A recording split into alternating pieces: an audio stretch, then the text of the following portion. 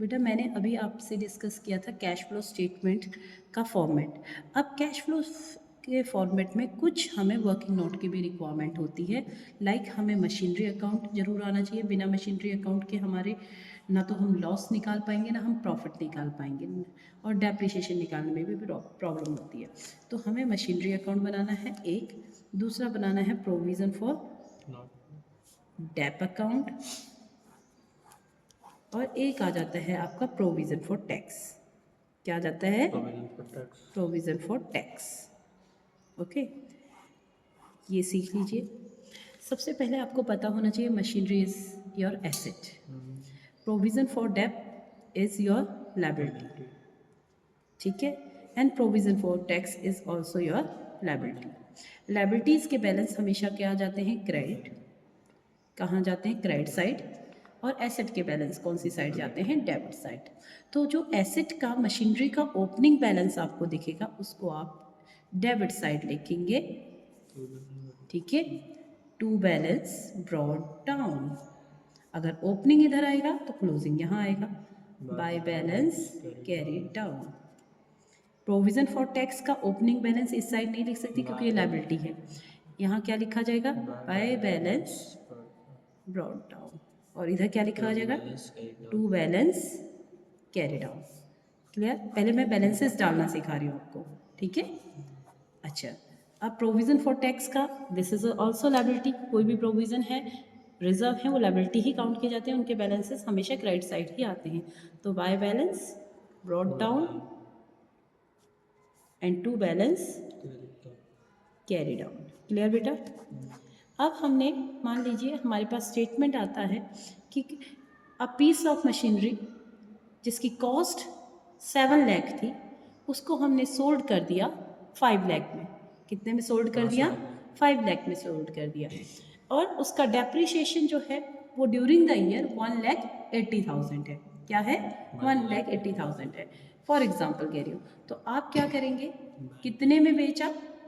क्योंकि बेचने की एंट्री तो आपने क्लास 11 से पढ़ रखी होगी। पैसा आता है उसे बैंक से लिखे या कैश से लिखे, as you wish. Bank account debit to machinery account है। तो ये सेल की एंट्री कर दी, यानी सेल कितने में किया आपने? 5 लाख रुपीज़ या जो वट एवर जो भी अमाउंट है, ठीक है। अभी तो फॉर्मेट डिस्कस कर रही हूँ तो अमाउंट नहीं बता रही हूँ, ठीक है। एंड देन आपने उस मशीनरी को सेल किया तो उस पर कुछ डेप्रिसिएशन भी चार्ज हुआ होगा। डेप्रिसिएशन आपको ड्यूरिंग द ईयर का लिखना है। Be careful about depreciation during the year, during the year, ठीक है। Whatever amount given in the question you will be post here, okay. Depreciation during the year. अब आपका bank भी आ गया जितने में आपने बेचा, डेप्रिसिएशन ड्यूरिंग द ईयर आ गया। देन आपको इसका प्रॉफिट एंड लॉस निकालना है। मान लो मशीनरी की कॉस्ट कितनी है? 7 लाख है। आपने उसको कितने में बेचा? 5 लाख में बेचा, ठीक है। तो इसका मतलब आपका प्रॉफिट एंड लॉस कितने का हो रहा है? 2 लाख रुपए का। तो वो लॉस हो रहा है ना 2 लाख रुपए का, तो उसे लॉस को डेबिट करोगे। Loss on sale of machinery के नाम से उसको यहाँ लिख दोगे। Clear? Opening and closing balance आपने पहले से ही डाल रखे हैं। क्लियर? तो आप इस साइड के टोटल में से इस साइड के टोटल को माइनस करोगे, यानी क्रेडिट साइड में से डेबिट साइड का टोटल को माइनस करोगे। अगर इधर क्रेडिट साइड ज़्यादा आ रहा है और डेबिट साइड कम आ रहा है तो इसका मतलब आपने पैसा खर्च किया है परचेज ऑफ मशीनरी में। किस में किया है? तो बैलेंसिंग फिगर निकल आएगी आपकी परचेज ऑफ मशीनरी, ठीक है। यहाँ जो आएगी that is called balancing figure, और आपके दोनों साइड हो जाएंगी मैच। क्या हो जाएंगे? मैच। क्लियर? लेकिन कई बार आपके क्वेश्चन में अकोमुलेटेड डेप्रिसिएशन या प्रोविजन फॉर डेप्रिसिएशन भी दिया होता है। तो ऐसे केस में आपको प्रोविजन फॉर डेप्रिसिएशन अकाउंट भी बनाना पड़ेगा। फिर आप यहाँ पे डेप्रिसिएशन ड्यूरिंग द ईयर नहीं लिख सकते। फिर आपको यहाँ पे क्या पोस्ट करना पड़ता है? Accumulated Depp. क्या पोस्ट करना पड़ता है? अगर आपके क्वेश्चन में अकोमुलेटेड डेप अकाउंट बनाना है या प्रोविजन फॉर डेप, ये किसी भी नाम से आ सकता है, अकोमुलेटेड डेप के नाम से भी आ सकता है, ठीक है। ये अकाउंट के ओपनिंग एंड क्लोजिंग फिगर दे रखी हैं, तो इसका मतलब आपको ये बनाते समय ध्यान रखना है कि आपको यहाँ पर डेप्रिसिएशन ना लिख के अकोमुलेटेड डेप डालना है। अगर क्वेश्चन में अकोमुलेटेड डेप दिया है तो you will be right here. अब ये एंट्री क्या बनी? Accumulated dep account debit to machinery account. तो ये अपने अकोमुलेटेड डेप में भी जाएगा। किस नाम से? टू मशीनरी के नाम से। अब टू मशीनरी के नाम से ये यहाँ चला गया, तो इसका ये पहले से ही लिखे हमने, बैलेंसेस तो पहले से ही लिख दिए थे ना आपको, वट एवर अमाउंट जो भी आपको क्वेश्चन में गिवन होगा। अब ये अकोमुलेटेड डेप आपको दे रखा है अगर, तो आपने यहाँ अकोमुलेटेड डेप लिखा, इसका cross entry accumulated dep account में गई, ठीक है। अब मशीनरी के नाम से वो अमाउंट आपने यहाँ लिखा, फिर इसका टोटल किया, इसका टोटल किया, इसके टोटल में से इसको माइनस कर दिया, और जो बैलेंसिंग फिगर आई उसको से क्या निकल गया, डेप। क्या निकल के आ गया, डेप्रिसिएशन। अब आप बोलोगे ये इस डेप्रिसिएशन की क्या जरूरत, जब मैम हमने यहाँ पे डेप्रिसिएशन हटा के अकोमुलेटेड डेप लिख दिया। लेकिन ये करना कब है, अकोमुलेटेड डेप यहाँ कब डालना है, जब ये अकाउंट बनाने के लिए बोला है। अदरवाइज मेरे डेप्रिसिएशन से ही क्वेश्चन बिल्कुल सही जा रहा है, ठीक है। डेप्रिसिएशन से क्वेश्चन बिल्कुल स्मूथली चलेगा, सही चलेगा।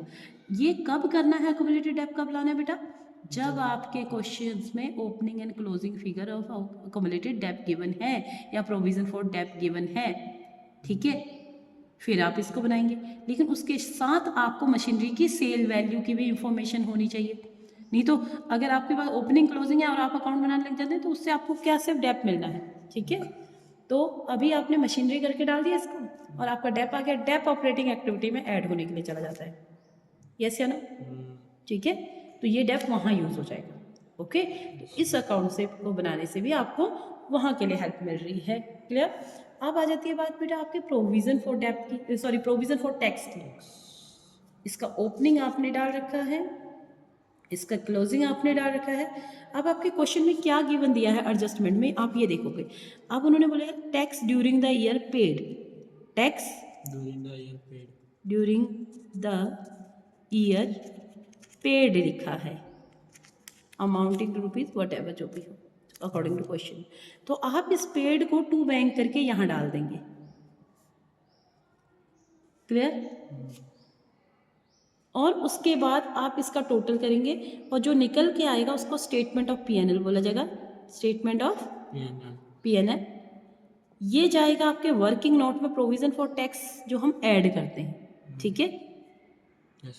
वर्किंग नोट में 1 किया था ना, वर्किंग नोट नंबर 1, वो निकल के आ जाएगा आपका बैलेंसिंग फिगर में, किसमें, यानी पेड दिया हो तो हम मेड वाला निकालेंगे, और अगर बाई चांस यहाँ लिख दिया होता है tax during the year made, during the year made, तो मेड को पहले आप यहाँ लिखोगे, बैलेंसिंग फिगर पेड निकल के आएगी। क्या निकल के आएगी, पेड। यानी सीखा क्या, मॉरल ऑफ द स्टोरी, कि आपको पेड दिया है तो टू बैंक करके लिखो, तो मेड निकल जाएगा स्टेटमेंट ऑफ पीएनएल। ये पीएनएल जहाँ पे आपने लिया है वहाँ पे आपका ऑपरेटिंग एक्टिविटी का जो वर्किंग नोट बनाया ना, जिसमें स्टेटमेंट ऑफ पीएनएल लिखा था, current year minus previous year, general reserve current year minus previous year, ठीक है, डिविडेंड प्रीवियस ईयर का, प्रपोज डिविडेंड, बाकी सारे डिविडेंड करंट ईयर के, और फिर आपने क्या लिया था वहाँ पे, प्रोविजन फॉर टैक्स, ये वाला वहाँ ऐड हो जाएगा, और ये पेड वाला ऑपरेटिंग एक्टिविटी के एंड में माइनस होता है। मैंने आपको ऑपरेटिंग एक्टिविटी का फॉर्मेट करवाया था ना, ऑपरेटिंग एक्टिविटी के फॉर्मेट में मैंने आपसे बोला था लेस करोगे आप provision for tax previous year का, तो वो जो माइनस होने के लिए जाएगा वो अमाउंट आपका कौन सा जाएगा, पेड वाला। कौन सा जाएगा, पेड। और मेड कहाँ जाएगा, ऑपरेटिंग एक्टिविटी के वर्किंग नोट में ऐड हो जाएगा। पेड और मेड का समझ में आया। पेड दिया होगा तो क्वेश्चन में मेड निकल के आएगा, मेड दिया होगा तो पेड निकल के आएगा। आपको इनको जब यहाँ जहाँ यूज़ करना है प्रोविज़न फॉर टैक्स के नाम से, वहाँ पे मेड और पेड करोगे। पेड माइनस हो जाएगा कहाँ, ऑपरेटिंग एक्टिविटी के लास्ट में, और मेड वर्किंग नोट में प्लस हो जाएगा। क्लियर, सॉरी पेड माइनस हो जाएगा, पेड माइनस और मेड प्लस हो जाएगा वर्किंग नोट में। क्लियर है, यस या नो। अब आप क्या सीखे, प्रोविजन फॉर डेप्रिसिएशन कब बनाते हैं, जब उसके ओपनिंग क्लोजिंग दिए हों, ठीक है। और फिर वहाँ ऊपर मशीनरी अकाउंट में डेप रिमूव करना पड़ेगा, वहाँ पे अकोमुलेटेड डेप डालना पड़ेगा। क्या डालना पड़ेगा, अकोमुलेटेड डेप, ठीक है। और अकोमुलेटेड डेप यहाँ आ जाता है, ठीक है।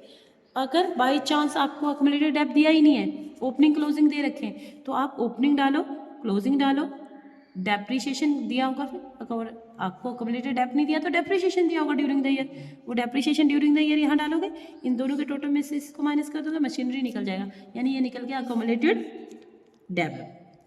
अकोमुलेटेड डेप अपनी सही पोजीशन पर चला जाएगा, ऐसे भी जाता है कई बार, यहाँ से यहाँ भी चलता है और ऐसे भी चलता है। क्लियर? Yes ma'am. समझ में आ गया? Yes ma'am. ठीक है, तो अब ये हो गया